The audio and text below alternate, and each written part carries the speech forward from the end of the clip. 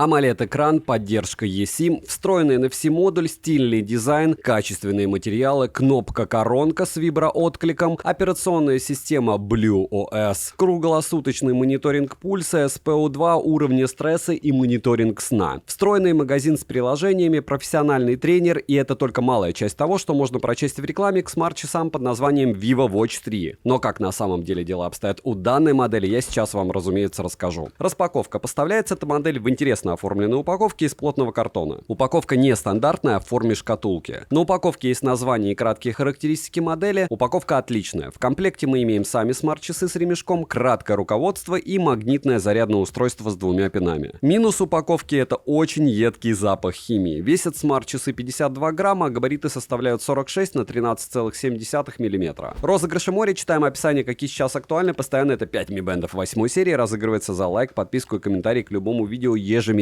Подписывайтесь с колоколом. Не забываем подписываться на новый канал для стримов, где идут только прожарки смартфонов. Разумеется, новинок. Перейдем же к часам Vivo. В продаже есть черная и белая расцветка в более спортивном формате, а также черная и белая расцветка в классическом. Также есть версия Bluetooth и версия eSIM, которая у меня на руках. Что касается сборки материалов, то средняя часть корпуса выполнена из алюминиевого сплава, а тыльная часть, по всей видимости, из глянцевого пластика. Собраны смарт-часы отлично, материалы тактильно приятные. Ремешок в этом экземпляре выполнен из силикона, охват запястья от 142 до 216 мм. Застежка удобная, как и фирменное крепление. Снять ремешок, как и установить его, не составляет труда. Ремешок не натирает, и запястье под ремешком особо не потеет. При носке смарт-часы практически не ощущаются, как и во время сна. Далее на корпусе расположили область для зарядки, датчики мониторинга здоровья, микрофон и динамик. Из элементов управления на правом торце расположили механическую кнопку-коронку, которая отвечает за переход в меню и возврат. Перемещением по интерфейсу происходит, прокручивая коронку, а зажатием можно вызвать бесполезного для нас голосового ассистента Джови. Прокрутка сопровождается тактильно приятной вибрацией, но она далека от вибрации у топовых смарт-часов. Нижняя кнопка отвечает за переход к тренировкам, а зажатием можно перейти в окно с перезагрузкой, выключением устройства и вызовом экстренного номера. Переназначить команду на нижнюю кнопку можно, что удобно, как и то, что можно выключить вызов голосового ассистента. Но сразу же перехода во вкладку к недавно открытым приложениям здесь нет. Летим дальше. Vivo Watch 3 имеют AMOLED-экран на 1,43 дюйма с разрешением 466 на 466 пикселей. Частота обновления экрана по ощущениям 60 Гц. Экран в целом хороший, он имеет приятную цветопередачу, качественное изображение, плавный скроллинг и закругленные края. При этом без или нет рамка у экрана довольно заметная. Операционная система BlueOS, анимация простая, но приятная глазу, да и в целом интерфейс смотрится лаконично и удобно. При измерении яркости экран выдает в среднем 650 люксов, чего, как по мне, мало. Конечно, смарт-часами можно пользоваться даже в солнечный день, но не так комфортно, как, к примеру, часами Honor 4 линейки с яркостью экрана до 8,5 люксов, не говоря о том, что я встречал модели, у которых яркость выше 1000 люксов. Автоматическая регулировка яркости на борту, Always On Display в наличии, он работает по расписанию, и стиль AODA зависит от циферблата. Конечно же, если циферблат имеет свой стиль AODA, то тогда стиль будет зависеть, если нет, то нет. Спящий режим максимум 60 секунд, а также есть авторежим. Функции, при котором экран не гаснет в выделенное время, я не обнаружил. Накрытие ладонью для выключения экрана и одиночное нажатие на экран для пробуждения срабатывает корректно. При поднятии запястья экран загорается моментально, даже с включенным AODA. В настройках на смарт-часах из полезного можно найти 3 стиля отображения меню, настройка режима «Не беспокоить» и спящего режима. Настройки функции для поворота запястья со смарт-часами и настройка пароля для смарт-часов. Далее, по свайпам с главного экрана сверху вниз это уведомление, снизу вверх панель быстрого доступа без регулировки яркости, но с возможностью включения и выключения функции автояркости. Далее можно включить-выключить режим энергосбережения, воспользоваться фонариком, включить-выключить AOD, перейти к настройкам и не только. Свайп слева направо — погода, голосовой помощник, плеер и функция AI Watch Face. Но она также бесполезна, как и голосовой помощник. Свайп справа налево — карточки, которые можно персонализировать под себя, как и сортировать меню. К слову, сортировка очень удобная, так как не нужно заходить в настройки. Можно просто в меню зажать то приложение, которое вам необходимо передвинуть. В меню есть некоторое количество предустановленных китайских приложений, которые можно удалить, а из интересного мы имеем компас, барометр, секундомер и таймер с возможностью работать в фоновом режиме. Измерение уровня шума, будильник, который можно добавить прямо со смарт-часов, погода с подробным прогнозом и музыкальный плеер для регулировки громкости и переключения треков, воспроизведенных на смартфоне. Удобно, что на смарт-часы можно загрузить музыку, так как есть выделенная внутренняя память. В фирменном приложении есть магазин, где можно найти некоторые полезные приложения, к примеру, калькулятор, но по большей части все это заточено под Китай. Из из-за закрытой операционной системы BlueOS установить сторонние приложения возможности нет. Летим дальше. Bluetooth версии 5.2. В настройках можно подключить Bluetooth устройство, к примеру, наушники, но вот нагрудный датчик не подключается. Также можно включить функцию уведомления при отключении Bluetooth. eSIM смарт-часы, как я уже говорил, поддерживают, но это для нас не актуально, так как нет поддержки русских операторов. Что, к слову, и касается NFC-модуля, который служит как ключ для автомобиля, ключ для умных замков, транспортных карт и не только. Далее, тренировок на борту достаточно, есть отслеживание плавания, активность, планы, курсы, автоматическое распознавание активности, встроенная GPS-навигация и некоторые настройки для тренировок. Время определения местоположения около 15 секунд, что не особо быстро, но я встречал определение местоположения по 1 минуте. Тренировка может работать в фоновом режиме, что очень удобно. Пройденный маршрут можно посмотреть в приложении, но со смарт-часов его не посмотреть. Ко всему, в приложении не отображается карта, а только маршрут. К этому всему загрузить сторонние маршруты возможности нет. Шагомер имеет отклонение 1-2 шага на 100 шагов. Далее, Vivo Watch 3 могут измерять пульс, SPO2, уровень стресса и мониторить сон вместе с коротким дневным сном. Пульс, SPO2 и уровень стресса можно измерять вручную или в автоматическом режиме, но для измерения пульса предоставили еще смарт-режим. Стандартно можно включить различные напоминания или воспользоваться дыхательными тренировками. Результаты измерений в целом корректные, но вот во время активности изредка цифры проскакивают заоблачные. Мониторинг сна справляется также хорошо, но у меня иногда неправильно фиксировалось пробуждение, приблизительно на 10 минут позже. Далее, Vivo Watch 3 поддерживают функцию Bluetooth вызовов, с них можно звонить и разговаривать. В меню есть приложения с синхронизированными контактами, набором номера и историей вызовов. Уведомления приходят моментально, иконки отображаются, но не все, а вот смайлики отображаются все. Отвечать на уведомления нет возможности, что, учитывая стоимость, совсем фейл. Динамик громкий, но вот микрофон отрабатывает не всегда хорошо, изредка приходилось повышать голос во время разговора. Вибромотор средний, но настроить силу вибрации можно. Летим дальше. Емкость аккумулятора 505 мАч, полный цикл зарядки смарт-часов от родного зарядного устройства составил у меня 1 час. Время автономной работы без включенного АОДа составляет около 12 суток, что прямо отличный результат. Далее, стандарт защиты от воды, пыли и влаги отсутствует. Я его не обнаружил, но все равно решил окунуть их в воду на 30 секунд. По итогу с ними все хорошо, в отличие от Nubia Z60 Ultra, которая у меня недавно утонула с IP68. Но в сауну я все равно с ними не советую ходить, как купаться в соленой воде. Приложение Vivo Здоровье у меня в создании аккаунта для приложения и подключения смарт-часов к приложению проблем не возникло. В приложении есть 4 вкладки. Основные — это вкладка со всеми результатами мониторинга здоровья, вкладка тренировок, вкладка с подключенными устройствами и профиль. На главной странице с часами мы имеем заряд аккумулятора в процентах, магазин с циферблатами, есть кликабельные циферблаты, динамические циферблаты, а также есть возможность установить любое изображение на заставку. Далее в приложении можно обнаружить магазин с приложениями, настройку мониторинга здоровья и тренировок, вкладку, через которую можно будет загружать музыку, настройку уведомлений, поиск устройства, будильник, погоду и обновление прошивки. Мне, к слову, обновления уже прилетали. Далее. Минусы: нет Bluetooth кнопки для удаленной фотосъемки, во всяком случае в паре со смартфоном, не от Vivo. Нет возможности подключить смарт-часы к Wi-Fi, бесполезный для нас NFC-модуль и поддержка eSIM. Нельзя подключить нагрудный датчик, нет возможности отвечать на уведомления, не отображаются иконки приложений в уведомлениях и закрытая операционная система. Цену можете посмотреть по ссылке в описании к видео. Не забудьте подписаться на мой телеграм-канал скидок, там всегда много всего полезного, плюс мы там решаем обычно, что мне купить для того, чтобы вам рассказать для обзора. Вот, допустим, часы эти то же самое решали. Телеграм-канал взаимопомощи, нас там 17 тысяч человек. Нужна железка, заходите, выбираете коллективно. И мой личный телеграм-канал, где мы общаемся по поводу, в принципе, всех гаджетов, что я тестировал в режиме реального времени. Хотите, чтобы я что-то проверял на смартфоне, приходите туда. Резюмирую. Vivo Watch 3 интересная модель, но учитывая стоимость, как по мне, они вовсе не актуальны на данный момент. Лучше уже обратить внимание на какой-нибудь Samsung, Amazfit и еще много всего. Поэтому от меня девайсу максимально очень скромная да для супер-гипер фанатов Vivo китайских версий. Огромное спасибо за просмотр. Ставьте лайк, колокольчик, если хотите контент на девайс, который вы никогда не купите. Добра и удачи вам, дорогие друзья.